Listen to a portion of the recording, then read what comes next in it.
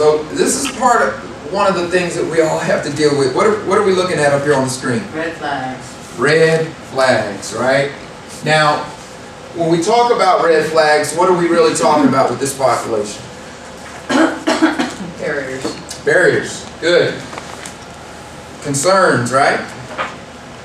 Don, I like the term that I learned with you. Big issues. Right? Isn't that what we're talking about? Okay, and we'll go over some of the ones that are on the list, but I want to categorize them first and foremost by saying, remember, we're just talking about problems, and they can be real or they can be what? And that's important to note, because sometimes the imagined ones can be a little more powerful than the real ones. Right? Nobody's hiring anybody with offenses. You heard that? The economy's too bad. There's no jobs. No jobs out there. Employers aren't hiring. That's where these myth busters come into play a lot too. And these are just, there's about 24 of these on the Mythbuster website out there. There's a federal agency, the Reentry Council, has put together. And I just pulled a sampling of some of the most common we see. One is an employer can get a copy of your criminal history from companies that do background checks without your permission. That's just not true. You have to sign off on that. We're going to talk about that shortly. Veterans benefits. Veterans cannot request to have their VA benefits resumed until they are officially released from incarcerated. That's a big fat myth. Veterans may inform the VA to have their benefits resumed within 30 days or less of their anticipated release date. So we see a lot of veterans coming out scrambling to get those benefits. Okay? But these are some great tools. And the other part about this, if you look on here, let me find one that has this.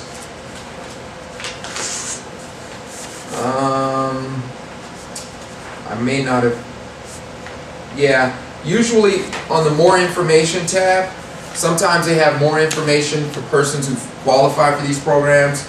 On the one on the very back on child support, they've got more information on repaying debts, more information on staying in jobs, and then more information on working with incarcerated parents, incarcerated and released parents. So they're really designed for different groups, if you're working with that population or specifically for offenders.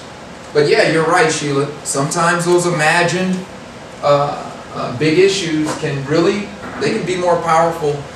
But when we break them down into internal and external ones, let's look at the different categories here. Some of the external ones are obvious. First one is what? Criminal offense. Those are the most obvious ones, right? But how many of you run into challenges because of lack of vocational skills or educational skills? Any clothing needs that have to be met? Sometimes we take that for granted. I mean, it's easy if we send someone to a construction position. We know they need tools and hard shoes, but when we're telling folks to dress up one level from whatever the dress code is for the particular job they're interviewing for, they may not have that wardrobe. That's a barrier.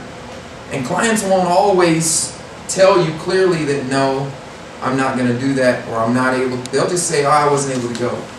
They won't tell you the need all the time. You get it in a different form called resistance, right? So we know that those external barriers exist. Any questions on any of those? Right? Emotional support is a big one too. Real. Yes.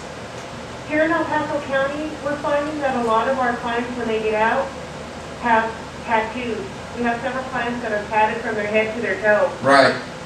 What advice can we give them in that instance? Well, so what's some of the pushback you get? Because a lot of times, especially with my younger clientele, we hear a lot, hey, this is who I am, I'm representing, it's just body art, right? That's what we hear. Yeah. So what's your response to that? We've given them different ideas on how to dress, maybe a shirt that buttons up, sure, you know, that covers your neck tattoo. Right. That type of thing. But some of them aren't, some of them have tattoos, like I said, neck to toe, they're just not coverable. Right, yeah, and that's tough for the ones that aren't coverable. And we're going to talk a little bit more about the presentation, so I'm going to put a flag on some of that, but let me offer this to you. I always remind clients, you don't have to change who you are. You just have to change how you present yourself. And when we're talking about covering up or removing piercings, that's usually the preface that I give our clients, because the idea there is we all have something that we know it may not line up with the ideal of professionalism.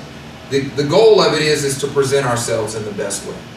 And so if that helps, I would recommend kind of responding and even prefacing the and encouraging them to change that. It's letting them know you're not trying to change who they are, you're just trying to change how they present themselves.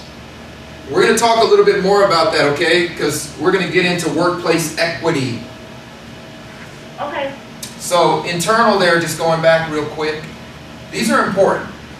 Because how our clients see themselves, their self-concepts, their self-knowledge, self-efficacy, negative beliefs, and their planning and decision-making skills.